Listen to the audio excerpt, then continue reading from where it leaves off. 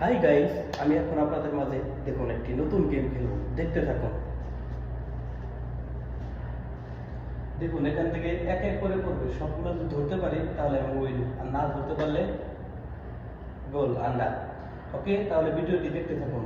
1 2 3 start.